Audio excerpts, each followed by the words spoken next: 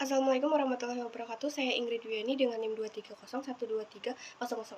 Saya akan mempresentasikan hasil resensi buku Pengantar Ilmu Hukum oleh Aris Priyo Agus Santoso SHMH. Untuk materi yang pertama yaitu definisi hukum. Dalam bahasa Inggris dikenal dengan istilah jurispruden, mirip dalam bahasa Perancis dan bahasa Belanda, jurisprudenti. Tetapi kata jurisprudenti bukan suatu ilmu hukum, melainkan suatu putusan hakim yang telah memiliki kekuatan hukum mengikat. Ada beberapa sudut pandang tentang konsep hukum, yaitu hukum adalah asas-asas kebenaran dan keadilan yang bersifat kodrati. Hukum adalah norma-norma positif di dalam sistem perundang-undangan hukum nasional. Selanjutnya, klasifikasi dibagi menjadi 3, yaitu yang pertama klasifikasi hukum berdasarkan bentuk, terbagi atas hukum tertulis dan hukum tidak tertulis. Hukum tertulis menganut sistem hukum Eropa kontinental, contohnya Indonesia. Contoh hukum tertulis yaitu KUHP dan KUH Perdata. Sedangkan hukum tidak tertulis menganut sistem hukum common law, contohnya Inggris. Contoh hukum tidak tertulis yaitu hukum adat. Yang kedua, klasifikasi menurut daerah kekuasaan, terbagi atas hukum nasional, hukum internasional, dan hukum asing.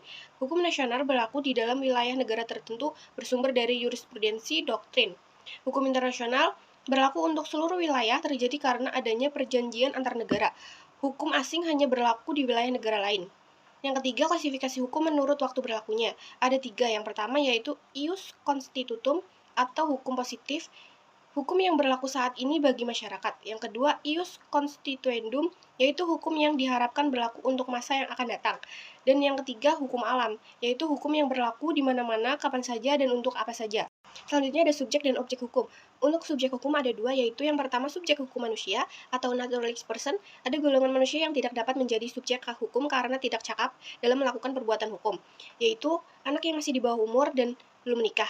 Ada juga orang yang berada dalam pengampuan, yaitu orang yang sakit ingatan dan pemabuk. Yang kedua ada subjek hukum badan hukum atau rights person. Ini terbagi atas 2 macam, yaitu badan hukum privat, contohnya PT, koperasi, yayasan.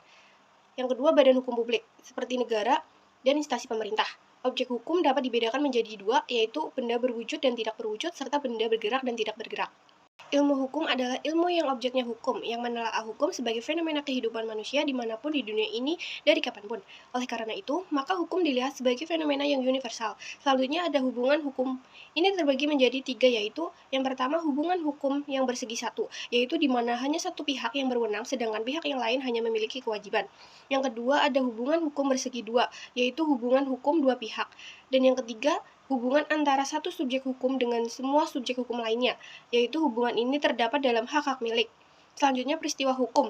Ini dibagi dalam 2 jenis, yaitu yang pertama, peristiwa hukum karena perbuatan subjek hukum atau perbuatan manusia, merupakan perbuatan yang dilakukan manusia atau badan hukum yang dapat menimbulkan akibat hukum. Contohnya jual beli. Dan yang kedua, peristiwa hukum yang bukan perbuatan subjek hukum atau peristiwa yang bukan perbuatan manusia. Contohnya kematian secara wajar. Selanjutnya penggolongan hukum. Ada berdasarkan sumbernya, bentuknya, waktu berlakunya, dan cara mempertahankannya. Menurut sumbernya, ada hukum undang-undang, hukum kebiasaan, hukum traktat, hukum jurisprudensi.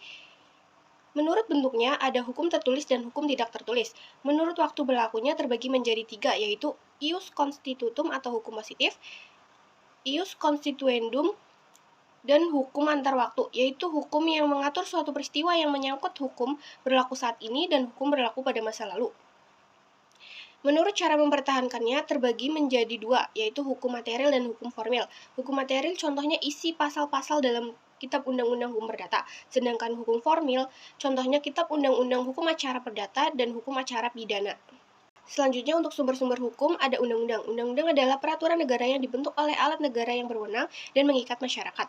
Selanjutnya jurisprudensi, yaitu putusan hakim yang memuat peraturan sendiri kemudian diakui dan dijadikan dasar putusan oleh hakim yang lain dalam perkara yang sama. Ada juga kebiasaan, yaitu perbuatan yang tetap dilakukan berulang-ulang dalam masyarakat mengenai suatu hal tertentu yang apabila suatu kebiasaan tertentu diterima oleh masyarakat. Selanjutnya traktat, adalah perjanjian yang diadakan oleh 2 negara atau lebih. Dan ada doktrin. Doktrin adalah ahli-ahli hukum yang ternama yang mempunyai pengaruh dalam pengambilan putusan pengadilan. Selanjutnya, sifat dan isi kaidah hukum. Kaidah hukum ditinjau dari isinya ada 3. Yang pertama, kaidah hukum yang bersifat perintah, artinya bahwa peraturan tersebut memaksa untuk melakukan suatu perbuatan yang menjadi keharusan. Yang kedua, kaidah hukum yang berisikan larangan, artinya peraturan yang melarang seseorang untuk melakukan perbuatan yang tidak diperbolehkan atau ditentang oleh hukum. Yang ketiga, kaidah hukum yang bersifat kebolehan, artinya bila tidak terdapat aturan hukum yang melarang suatu perbuatan, maka di situ merupakan suatu kebolehan. Kaidah hukum ditinjau dari sifatnya, yaitu ada imperatif dan fakultatif. Imperatif yaitu perintah yang secara a priori harus ditaati baik berupa suruhan maupun larangan. Fakultatif yaitu tidak secara a priori, mengikat atau wajib dipatuhi.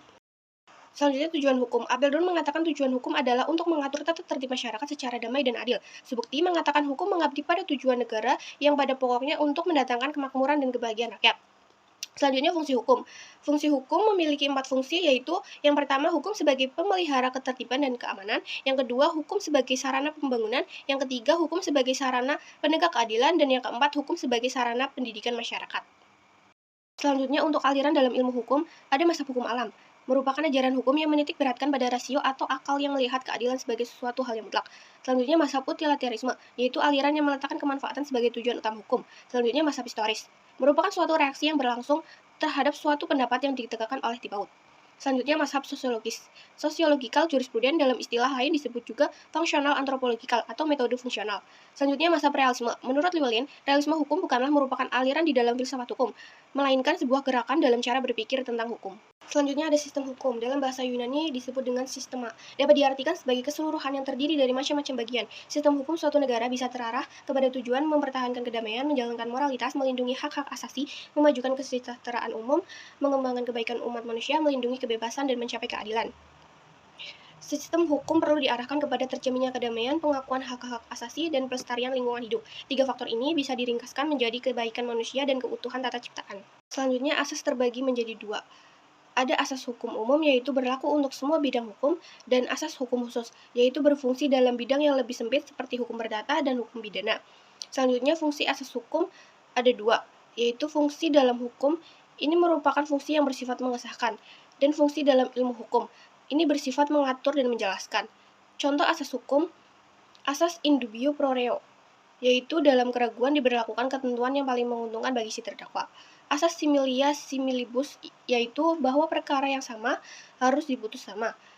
Selanjutnya asas gens sonder skuld, yaitu asas tiada hukuman tanpa kesalahan.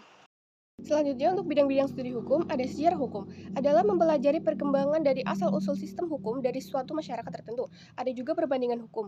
Yang dimaksud dengan perbandingan di sini, yaitu mencari perbedaan-perbedaan dan memberi penjelasannya. Ada juga antropologi hukum, merupakan spesialis dari antropolog budaya yang secara khusus mengamati perilaku manusia dalam kaitannya dengan aturan hukum. Ada juga sosiologi hukum, adalah bagian dari sosiologi jiwa manusia yang menelaah sepenuhnya realitas sosial hukum. Ada juga psikologi hukum, adalah suatu cabang pengetahuan yang mempelajari hukum sebagai suatu perwujudan dari jiwa manusia. Ada juga politik hukum, merupakan terjemahan bahasa Indonesia dari istilah hukum Belanda, Rechtspolitik. Dan ada juga filsafat hukum, adalah cabang dari filsafat, yaitu filsafat etika atau tingkah laku yang mempelajari hakikat hukum. Sekian dari saya. Wassalamualaikum warahmatullahi wabarakatuh. Terima kasih.